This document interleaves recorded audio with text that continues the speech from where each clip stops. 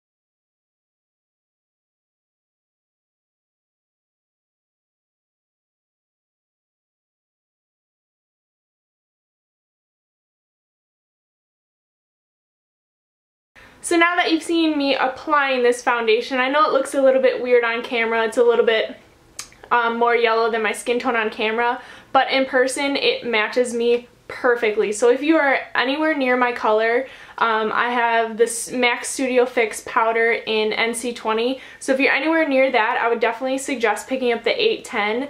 I've had no problems with it oxidizing like some people have said. There is an 815, but for some odd reason, no one can find it in stores, so I kind of think they're lying to us. I know it's on their website, but they're lying. No 815 color, sorry guys. But I love this stuff so far. I've had no problems with it whatsoever. I think it is definitely a medium to full coverage foundation. It's definitely more coverage than the L'Oreal True Match Lumi. I haven't tried the Revlon Color Stay, and I don't know if I really plan to because I heard it has a really weird smell. But a few things I love about this is, number one, you can find it at the drugstore, which is super affordable. I bought it for $9.29. It has a pump, which is amazing as well. A lot of drugstore foundations don't come with a pump, so that's definitely handy. Another great thing about this product is it has absolutely no smell, which to me is like amazing because all the other ones that I've tried have a disgusting smell, and I cannot stand foundations with a smell. It bothers me so much to the point where I can't wear it at all. This stuff is pretty lightweight. I mean, you can feel it on your skin, but you're gonna feel a little bit because it is, you know, that full coverage, but it's definitely nowhere near the heaviness that I thought it would be, which is perfect because I hate wearing heavy foundations on my face. I think it's gross and I feel like it just clogs my pores, but this I've had no problems with. Shine free, I don't know, I haven't set it with a powder at all, so I don't really like the whole matte look. I'd rather go a little bit dewy. And for me, I do have dry skin, but I did, you know, put a moisturizer underneath. And it does give me still, like, I would say a satin to maybe later in the day a little bit of a dewy finish, which for me is perfect.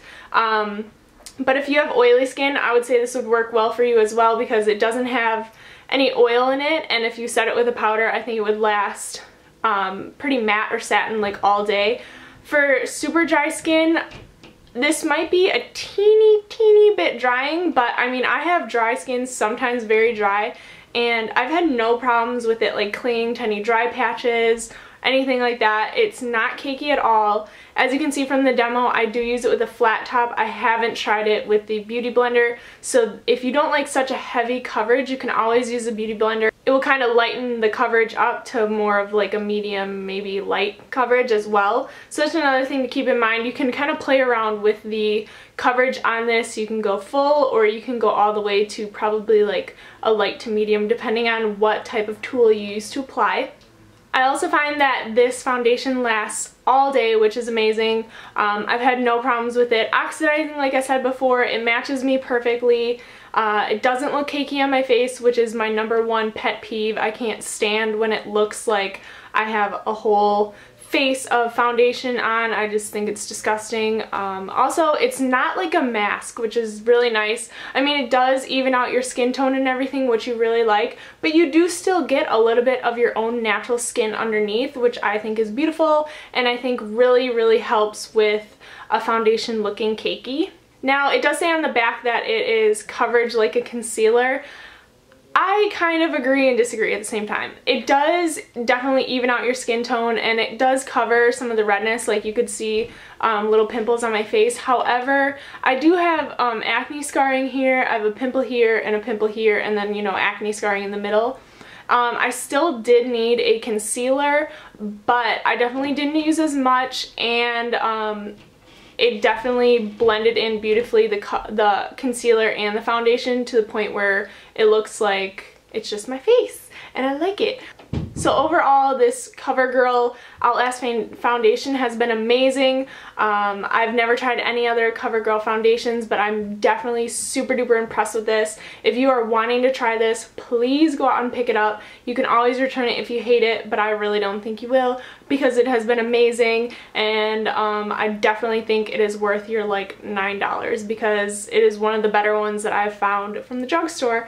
But I hope this review helped you guys, and if you have any questions or comments for me, leave it down in the comments, and don't forget to subscribe. Bye guys!